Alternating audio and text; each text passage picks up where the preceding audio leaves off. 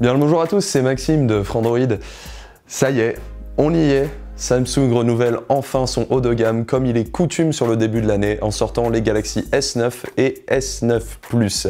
Ces deux téléphones n'ont pas vraiment un design très différent des S8, ce qui laisse à penser qu'il n'y a peut-être pas grande évolution, mais Samsung pointe vraiment du doigt l'évolution de ses capteurs photo. Est-ce que cette évolution arrive tout de même à justifier une augmentation assez vénère des prix? C'est ce qu'on va voir tout de suite. Et effectivement, par rapport au Galaxy S8, le design n'évolue pas vraiment sur ce Galaxy S9. On retrouve toujours deux tranches de verre très arrondies sur un grand écran qui prend vraiment toute la façade. On voit tout de même que le capteur d'empreinte à l'arrière reprend cette fois-ci une orientation à l'horizontale. Le seul petit souci, c'est que c'est pas forcément meilleur puisque comme vous pouvez le voir, le doigt a tendance tout de même à aller sur le capteur photo. Autre petite modification cette année, le téléphone est légèrement plus épais et légèrement plus lourd, ce qui s'explique par l'utilisation de matériaux plus résistants qui devraient offrir au Galaxy S9 une plus grande longévité. Autre point négatif qui n'a pas vraiment changé cette année, c'est le placement du bouton Bixby qui se situe toujours là où on aurait envie que les boutons de volume soient. Ceux-ci ont été déplacés un petit peu plus haut sur la tranche, mais du coup sont plus difficiles à toucher lorsqu'on est à une main. Reste que le téléphone est toujours très beau, l'Infinity Display arrive toujours à faire tourner autant de têtes et on est très content du design général et surtout du niveau de finition qu'offre Samsung cette année. Il est à noter tout de même que depuis que tous les téléphones sont en dual SIM en Europe, on a le droit à l'apparition d'un petit logo Duo sur le dos qui n'est pas très esthétique et prend beaucoup de place. Alors Maxime, je t'arrête tout de suite parce que depuis tout à l'heure tu parles du S9, mais il faut quand même parler un petit peu du S9 Plus. Et justement, puisque tu évoques le design, le S9 Plus, c'est exactement le même, sauf qu'il est plus gros, il a un écran de 6,2 pouces.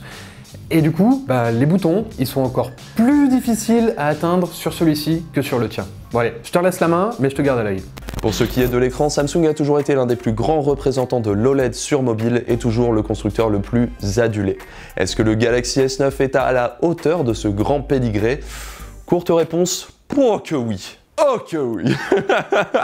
Plus concrètement, le Galaxy S9 dispose toujours cette année d'une dalle 5,8 pouces Super AMOLED qui supporte une définition maximale de 2960 par 1440 pixels. Elle est toutefois toujours réglée par défaut en 1080p. À l'œil nu et en mode adaptatif par défaut, l'écran du Galaxy S9 ne cesse de nous décoller la rétine. Les couleurs sont vives, l'affichage est précis, la luminosité est plus que satisfaisante. C'est vraiment une très bonne dalle. La qualité de la dalle est telle que notre sonde a été quelque peu dépassée par les événements. On notera toutefois qu'elle explose l'espace de couleur sRGB et qu'elle couvre 113% du DCI-P3 selon les mesures de DisplayMate. Nos confrères notent par ailleurs que la luminosité maximale peut atteindre les 1130 candela mètre carré, quand nos propres mesures sont plutôt à 420 candela mètre carré, ce qui est déjà exceptionnel. En somme, il n'y a tout simplement rien à reprocher à l'écran du Galaxy S9 qui sera le maître étalon sur toute l'année. On ne peut que souligner et applaudir le travail de Samsung en la matière. Le Samsung Galaxy S9 dispose d'entrée de jeu d'Android 8.0 Oreo, et non 8.1 hélas, avec l'interface du constructeur Samsung Experience en version 9. Ici on retrouve toujours un launcher qui propose énormément de fonctionnalités de personnalisation, qu'il s'agisse de retrouver un bouton pour ouvrir le volet d'application, ou même définir la taille des grilles d'affichage. Le design de l'interface Samsung reste toutefois un petit peu vieillot par rapport à ce qui se fait actuellement sur Android, mais le magasin de thèmes est plus qu'apprécié pour personnaliser en profondeur son système. À la gauche de l'accueil, on retrouve toujours le volet Bixby qui est bof. Disons que quand on connaît Google Now, on voit vraiment à quel point Samsung est en retard, d'autant qu'il demande non seulement la création d'un compte Samsung, mais aussi les accès à tout ce qui est réseaux sociaux et tous vos comptes pour pouvoir véritablement fonctionner. Sachant que Google Now est aussi présent sur le système, on aurait aimé s'en passer. En parlant de Bixby, le bouton qui lui est dédié est toujours dédié qu'à lui et ne peut toujours pas être modifié. Et l'assistant n'est toujours pas disponible en français. Il ne le sera que dans la seconde partie de l'année. Si sa version anglaise actuelle est une quelconque indication, on est loin d'être impressionné. Sa voix est vraiment beaucoup plus robotique que le reste des solutions disponibles actuellement. Ses fonctionnalités sont très basiques et la configuration est vraiment contraignante. La situation est d'autant plus stupide que Google Assistant est toujours disponible en parallèle et est bien sûr beaucoup plus complet. Comble de ridicule, il vous faut absolument créer un compte Samsung pour désactiver le bouton Bixby. Chapeau l'artiste. Samsung continue d'offrir énormément de fonctionnalités différentes comme par exemple un Game Launcher ou encore le Smart Stay qui permet de garder l'écran allumé lorsqu'on le regarde. Problème étant que ces fonctionnalités sont cachées dans des menus de paramétrage qui sont, on va pas mâcher nos mots, bordéliques. S'il n'y avait pas la fonction recherche ou les suggestions en fin de page, on serait vite perdu. Tout cela donne le ton sur l'interface que propose Samsung. Tout y est, mais dans une forme qui peut être très vite frustrante, particulièrement lorsqu'on connaît bien Android en tant qu'OS. Les notifications n'affichent pas immédiatement leurs raccourcis, les boutons de l'interface sont petits, souvent mal placés ou même inutiles. En gros, tout est un peu trop chargé. C'est bien simple, si Android dans sa forme pure pouvait avoir du retard auparavant, ce n'est désormais plus le cas. Or, l'expérience que propose Samsung est ici inférieure à ce que propose l'OS de base. On sent ici que le constructeur coréen cherche véritablement à se désolidariser de l'écosystème Android. Le problème, c'est qu'il ne le fait pas avec une grande malice. En parlant d'interface, parlons aussi de sécurité. Comme c'était le cas l'année dernière, le Galaxy S9 dispose de 3 moyens biométriques pour vous identifier. Nous avons la reconnaissance faciale qui se base uniquement sur le capteur à l'avant et n'est donc pas très sécurisé, le scanner d'iris qui vient bien sûr scanner votre iris, et le capteur d'empreinte à l'arrière. La reconnaissance faciale à l'utilisation est très pratique et très rapide, mais on le rappelle, la sécurité n'est pas vraiment son fort. A contrario, la reconnaissance d'iris est très sécurisée, mais elle n'est pas forcément très pratique au quotidien. Quand les conditions sont optimales, elle va très vite et déverrouille très vite le téléphone, mais dès qu'il commence à y avoir de la lumière, des reflets dans les lunettes, elle va commencer à peiner. Pour pallier cela, Samsung a lancé cette année un nouveau mode qui s'appelle Analyse intelligente. Celui-ci combine la reconnaissance faciale et le scanner d'iris. Dans les faits, difficile de juger vraiment de la qualité de la sécurité de cette solution, mais pour ce qui est de l'utilisation, c'est parfait. Reste alors le scanner d'empreinte. Si son placement n'est toujours pas parfait cette année, au niveau des performances, on peut vraiment rien dire. Il est très rapide. Il est juste très rapide en fait. Voilà. Alors ok Maxime, le capteur, il est effectivement super rapide. Par contre l'interface, c'est autre chose. Et du coup, entre le moment où tu appuies sur le capteur et le moment où l'interface a fini de faire toutes ses animations, bah du coup ça prend quand même un petit peu de temps. Du coup, bah je te laisse continuer, mais fais attention à toi quand même sur la prochaine. Du fait que l'on puisse combiner cette analyse intelligente avec le scanner d'empreinte, le Galaxy S9 s'en tire vraiment très bien au quotidien. Ceci étant, lorsqu'on fait ça, on se rend compte à quel point le scanner d'empreinte n'est absolument pas mort puisque c'est celui qu'on privilégie à chaque fois. Bien sûr, ces considérations de sécurité sont plutôt l'apanage des personnes à haut profil. Pour ce qui est de bloquer un voleur ou un proche un petit peu trop curieux, les 3 solutions fonctionneront très bien. Performance. Ok, c'est là où on reprend des chiffres. Les Samsung Galaxy S9 disposent cette année du SoC Exynos 9810 qui est toujours gravé en 10 nanomètres FinFET. Il dispose toutefois de la technologie LPP qui est l'évolution du LPE de l'année dernière qui promet des performances optimisées et surtout une consommation réduite. Dans un cadre d'utilisation classique, le téléphone est évidemment parfaitement fluide et ultra performant, c'est ce qu'on attend évidemment d'un haut de gamme. Le contraire serait très étonnant. En jeu, Arena of Valor poussé au maximum de ses capacités nous aura donné un FPS assez constant à 60, avec quelques drops tout de même à 53-54 quand des batailles avec de nombreux effets lumineux avaient lieu. La H2 Revolution poussée au maximum avec les optimisations Vulkan compris offre aussi un framerate très bon et assez constant, même s'il a des chutes beaucoup plus fréquentes. Comme le jeu est très gourmand, ce n'est pas non plus très étonnant. Sur nos benchmarks, Antutu suggère une bonne évolution par rapport au SoC de l'année dernière, mais n'est pas non plus totalement au niveau de la plateforme de test du Snapdragon 845 que nous avons vu plus tôt. Ceci étant, cette plateforme de test est vraiment optimisée pour les tests et pas vraiment intégrée dans un form factor de smartphone.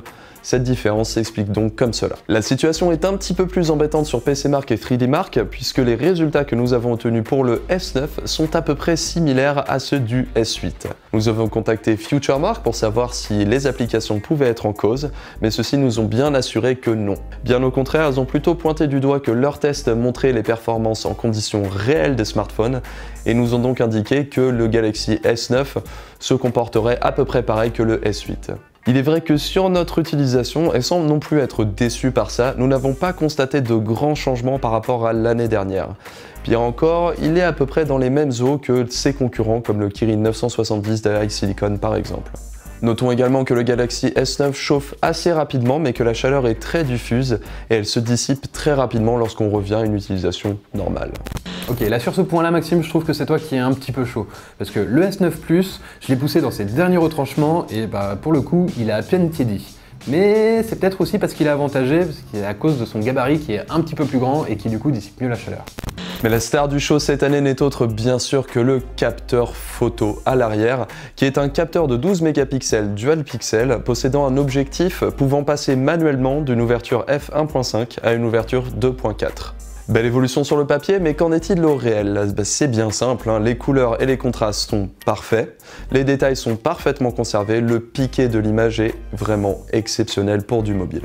On constate quand même toujours cette petite tendance qu'a Samsung à faire péter les couleurs un petit peu plus vives, mais c'est surtout une marque à lui et pas vraiment quelque chose que l'on peut juger objectivement. En conditions de basse luminosité où l'ouverture en 1.5 est censée justement se démarquer, on peut voir que les couleurs sont pareilles, extrêmement nettes et précises, bien calibrées, et les pertes sont vraiment très minimes. De nuit, les photos sont toujours exceptionnelles comme d'habitude, mais c'est là où on peut voir la plus grande différence avec le Galaxy S8. Le S8 avait tendance à rendre les couleurs un petit peu trop chaudes par rapport à la réalité, alors qu'ici les couleurs sont bien conservées. On peut voir un bruit apparaître, mais il est encore très léger par rapport à la concurrence, et la précision de l'image est toujours au-dessus de la moyenne. Reste qu'il est difficile véritablement, à moins d'être dans des conditions très particulières, de voir une grande différence entre l'ouverture 1.5 et l'ouverture 2.4. Ce que ça souligne vraiment, c'est à quel point le capteur Samsung de cette année est très réussi. Malgré le fait que le Galaxy S9 ne dispose que d'un unique capteur à l'arrière, contrairement au Galaxy S9 Plus qui a bien deux capteurs, les deux téléphones profitent d'un mode portrait. Forcément, ce mode est plus basé sur du logiciel que sur du matériel sur le plus petit modèle, mais il reste très performant. Ce mode portrait arrive très facilement à détecter les humains, mais un petit peu moins les objets, et les doigts ont tendance à poser souci. En façade, on retrouve le même capteur 8 mégapixels dual pixel, avec un objectif ouvrant en f1.7 que l'année précédente. Il dispose d'ailleurs toujours de l'autofocus. Là encore, ce capteur a des performances très bonnes dans toutes les conditions, avec des couleurs qui sont vraiment respectées, des contrastes bien réglés, et surtout des détails qui sont conservés même en basse luminosité. Petite nouveauté, ce capteur à l'avant est aussi capable de créer un mode portrait, qui est dans la même veine qu'à l'arrière. Ok Maxime, là j'aimerais te couper juste pour faire une grosse parenthèse, parce que le S9 Plus, il a quand même un capteur en plus, et ça c'est pas rien. Alors à quoi il sert? Dans les faits, pas à grand chose, c'est un zoom x2, donc ça peut être pratique dans plein d'occasions, et d'ailleurs il garde une super qualité, même de nuit malgré son ouverture f2.4. Après, c'est du bonus, je vais pas dire que c'est totalement indispensable, mais c'est quand même plutôt cool. Vas-y, continue. L'une des grandes nouveautés cette année sur les Galaxy S9 est bien sûr l'apparition des emojis AR. Ce sont des petits avatars qui sont censés vous représenter, qui sont créés à partir de l'une de vos photos et que vous pouvez animer pour créer vos propres emojis. Qu'on se le dise, c'est loupé. Le suivi des mouvements pédale dans la semoule, les avatars se ressemblent tous les uns les autres et apparemment dans le monde de Samsung, être chevelu et barbu n'existe tout simplement pas. Au final, le rendu est donc plus gênant qu'il est amusant. À savoir qu'il est également possible d'animer 3 personnages qui sont des petits animaux, mais là encore, graphiquement, ce n'est pas exceptionnel, hein. Une autre fonctionnalité permet également de se maquiller en réalité augmentée. C'est une fonctionnalité qui, là, est très réussie, sauf que son manque de choix fait qu'elle est très limitée dans le temps. Et moi, clairement, je voulais me mettre belle, tu vois, et j'ai été super déçu. Où est le vert? Je ne sais pas. Tu vois, la petite ombre sur les paupières, d'accord. Ah, mais je peux pas mettre mon petit trait sur les coins, je suis pas d'accord. Je sais pas pourquoi. En somme, Samsung cette année s'est essayé à la réalité augmentée et a fait des résultats qui sont moins bons que toutes les applications que tout le monde utilise déjà, à savoir Snapchat et Instagram. Il faudrait peut-être commencer à penser que si les utilisateurs cherchent ces fonctionnalités, ils les ont déjà et il n'y a pas vraiment besoin de les intégrer à l'appareil photo. Pour ce qui est de la vidéo, le Galaxy S9 est capable d'enregistrer en 4K à 60 fps. Le résultat n'est pas mauvais, mais bien sûr pas du tout équivalent à une vraie caméra. Pour capturer une vidéo vraiment propre avec le Galaxy S9, on vous conseillera donc de rester en 1080p à 30 fps, puisque l'autofocus, la stabilisation vidéo et les effets ne sont pas disponibles au-delà. Notons également que les Galaxy S9 proposent cette année de capturer des vidéos en super ralenti à 960 fps, mais la fonctionnalité n'est pas forcément très réussie. En mode automatique, un petit carré s'appose au milieu de l'image et essaiera de détecter tout seul le moment où il faut mettre au ralenti. Cette détection est vraiment perfectible. En mode manuel, il est très difficile d'arriver à capturer le moment qu'on veut vraiment. C'est donc une fonctionnalité sympathique, mais très accessoire. Bon Maxime, je vais venir t'embêter encore un petit peu, mais c'est juste pour préciser que ces sessions en ralenti sont vraiment très ralentie et elle filme pendant pas très longtemps. Donc en fait, à moins de vouloir filmer juste le moment où un ballon éclate, si vous voulez filmer par exemple une voiture, le temps du ralenti, elle a même pas avancé d'1 mètre, ça sert pas à grand chose. Donc c'est vraiment utilisé dans très peu de cas vraiment utiles. Au niveau du son, l'une des grandes nouveautés des Galaxy S9 cette année est de disposer de haut-parleurs stéréo à l'avant. Dans les faits, le seul haut-parleur qui est vraiment à l'avant est celui d'écoute, tandis que la fente ici envoie toujours sur le côté. Le volume global a effectivement augmenté, mais la qualité n'a pas vraiment bougé. On constate surtout que pour ce qui est des haut-parleurs stéréo à l'avant, ce n'est pas vraiment le cas. C'est la même solution qu'a adopté HTC et Apple cette année. À l'utilisation, on a toujours tendance à bloquer cette petite fente lorsqu'on prend le téléphone en mode paysage, et auquel cas on se rend compte que ce petit haut-parleur ici a vraiment beaucoup moins de puissance. Et bah là, t'as vraiment pas de chance, parce que du coup, sur le S9 Plus, comme la tranche est plus grande, même si la main repose un petit peu dessus, le doigt recouvre jamais vraiment totalement le haut-parleur, et du coup, on n'a pas du tout ce problème-là. Mais vas-y, continue, je t'en prie. Ceci étant, même si ça n'équivaut pas nécessairement de vrais haut-parleurs frontaux, c'est une solution qui va dans le bon sens. Notons également que le Galaxy S9 est toujours compatible avec la norme Bluetooth 5.0 qui permet de connecter 2 appareils audio en même temps sur la même source. Il dispose également toujours de la prise jack qui n'a toujours pas été abandonnée, fort heureusement. Reste donc l'autonomie. Le Galaxy S9 dispose d'une batterie de 3000 mAh qui est à peu près la même que celle du Galaxy S8. Ce dernier n'avait pas vraiment réussi à nous impressionner et le Galaxy S9 fait pire. Bon, bah sur le S9 Plus, on a une batterie qui est plus grosse, elle fait 4000 mAh. Donc forcément, sur notre protocole SmartVisor, il tient jusqu'à 9 heures. Mais bah, dans les faits, je tiens pas une journée non plus avec. Sur nos tests Visor, il n'aura réussi qu'à tenir 8 heures, ce qui est vraiment dans la moyenne basse des téléphones que l'on a testés sur les 6 derniers mois. Il fait 24 minutes de moins que le Galaxy S8. À l'utilisation, on retrouve également le même défaut. Disons qu'il est difficile de faire confiance au Galaxy S9 pour tenir toute la journée, sachant qu'on le voit très souvent arriver à 50% en début d'après-midi. On cherchera donc bien souvent un chargeur pour être sûr de pouvoir partir en soirée. Fort heureusement, Samsung fournit directement un bloc pour la recharge rapide à 15 watts. Cette recharge nous permet de gagner 38% en 30 minutes pour une recharge complète en 1h30, 1h45 maximum. A savoir que nos tests ont été faits avec les réglages par défaut du téléphone, à savoir l'Always On Display toujours activé et la définition en 1080p. Samsung propose toujours un mode d'économie d'énergie qui permet non seulement de baisser la définition et la luminosité, mais aussi un petit peu la cadence du processeur pour gagner en autonomie. Malgré tout, on attend beaucoup plus d'un smartphone haut de gamme, particulièrement du constructeur numéro 1 du marché. Alors le verdict sur ce Galaxy S9. Le design est toujours très efficace, l'Infinity Display n'a pas fini de nous émerveiller, l'écran est toujours sublime et le maître étalon en la matière. Maintenant, il n'a pas véritablement changé de design, ce qui n'est pas un défaut en soi, mais s'il conserve les mêmes problèmes qu'on a eu sur le précédent, il y a souci. Le capteur d'empreinte est toujours mieux placé, mais pas encore exceptionnellement bien placé, et il fait toujours en sorte de salir le capteur arrière. Pour ce qui est du bouton Bixby, il est toujours très mal placé et est toujours honnêtement très inutile. Fort heureusement, son capteur photo remplit vraiment la promesse de Samsung cette année. Si l'ouverture manuelle en f1.5 et 2.4 n'est pas vraiment très impressionnante au final, il n'empêche que le capteur est vraiment en lui-même au-dessus de tout ce qui se fait actuellement. Le plus grand souci de Samsung devient actuellement son expérience logicielle. Android a assez évolué aujourd'hui pour être au-dessus de ce qu'il proposait auparavant, et les copies qu'il fournit de tous les petits services qui sont à la mode cette année sont vraiment loin d'être bonnes. Face à son autonomie qui plus est bien en dessous de la moyenne, un constat se fait. Le Galaxy S9 est l'un des téléphones les plus séduisants, mais aussi les plus agaçants que l'on ait testé ces derniers temps. Le Galaxy S9 est d'ores et déjà disponible au prix de 859 €. Le Galaxy S9 Plus est quant à lui disponible à 959 €. Les deux téléphones disposent d'une mémoire de stockage de 64 Go. Du fait de son prix en augmentation, la plus grande concurrence du Galaxy S9 est finalement le Galaxy S8, qui n'a pas tant vieilli que ça, qui propose toujours un capteur photo tout de même très performant et qui est aujourd'hui disponible aux alentours de 500 € par là. Pourquoi du coup prendre un Galaxy S9 ? Maintenant, si vous arrivez à trouver ce Galaxy S9 à un prix bien moindre de celui conseillé par Samsung, c'est tout de même un téléphone très intéressant.